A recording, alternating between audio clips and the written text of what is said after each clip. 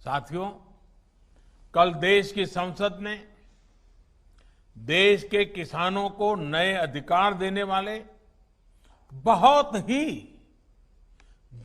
ही ऐतिहासिक कानूनों को पारित किया है।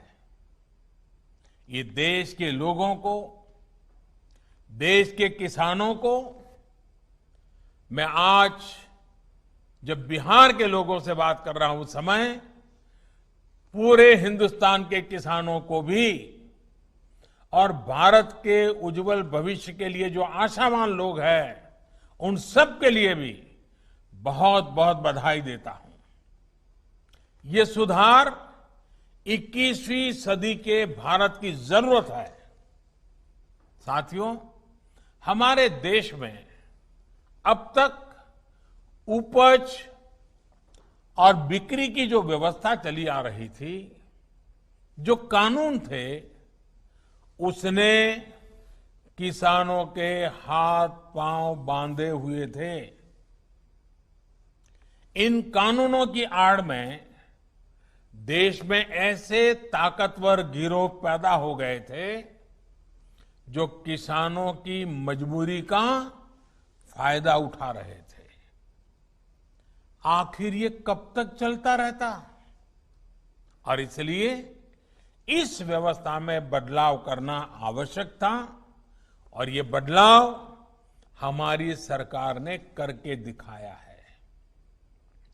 नए कृषि सुधारों ने देश के हर किसान को ये आजादी दी है कि वो किसी को भी कहीं पर भी अपनी फसल, अपने फल सब्जियां अपनी शर्तों पर बेच सकता है।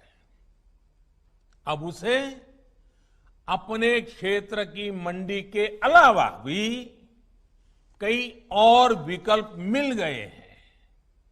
अब उसे अगर मंडी में ज्यादा लाभ मिलेगा तो वहां मंडी में जाकर अपनी फसल बेचेगा। मंडी के अलावा कहीं और से ज्यादा पैसा मिलता है, ज्यादा लाभ मिलता है तो वहां जाकर के बेचेगा। उसकी सारे बंधनों से मुक्ति दिलाने के कारण ये संभव होगा। अब सवाल ये कि आखिर इससे फर्क क्या पड़ेगा? आखिर इससे किसान को क्या फायदा होगा? आखिर ये फैसला किस तरह किसानों की आर्थिक स्थिति को बदलने में बहुत मददगार साबित होगा?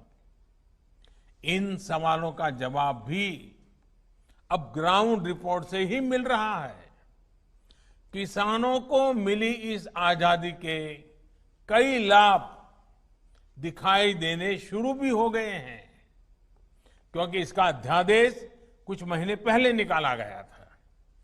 ऐसे प्रदेश जहां पर आलू बहुत होता है, वहां से रिपोर्ट्स है कि जून जुलाई के दौरान थोक खरीदारों ने किसानों को अधिक भाव देकर सीधे कोल्ड स्टोरेज से ही आलू खरीद लिया है।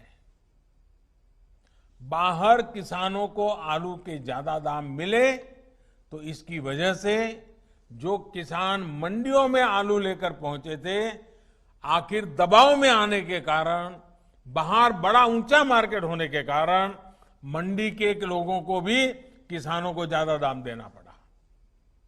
इसी तरह मध्य प्रदेश और राजस्थान से, वहां से जो रिपोर्ट मिली है कि वहां पर तेल मिलों ने किसानों को सीधे 20 से 30% ज्यादा देकर सरसों की खरीदी की है।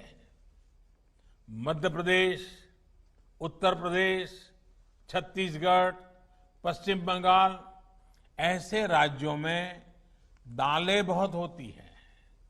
इन राज्यों में पिछले साल की तुलना में 15 से 25% तक का ज्यादा दाम सीधे किसानों को मिले हैं। दाल मिलों ने वहां भी सीधे किसानों से खरीद की है, सीधे उन्हें ही भुगतान किया है। अब देश अंदाजा लगा सकता है कि अचानक कुछ लोगों को जो दिक्कत होनी शुरू हुई है वो क्यों हो रही है? कई जगह ये भी सवाल उठाया जा रहा है कि अब कृषि मंडियों का क्या होगा? क्या कृषि मंडियां बंद हो जाएगी? क्या वहां पर खरीद बंद हो जाएगी? जी नहीं, ऐसा कतई नहीं होगा। और मैं यहां स्पष्ट कर देना चाहता हूं कि ये कानून, ये बदलाव कृषि मंडियों के खिलाफ नहीं है। कृषि मंडियों में जैसे काम पहले होता था वैसे ही अब भी होगा। बल्कि ये हमारी ही एनडीए सरकार है जिसने देश की कृषि मंडियों को आधुनिक बनाने के लिए निरंतर काम किया है। कृषि मंडियों के कार्यालयों को ठीक करने के लिए, वहां का कंप्यूटराइजेशन कराने के लिए पिछले 5-6 साल में से देश में बहुत बड़ा अभियान चल रहा है।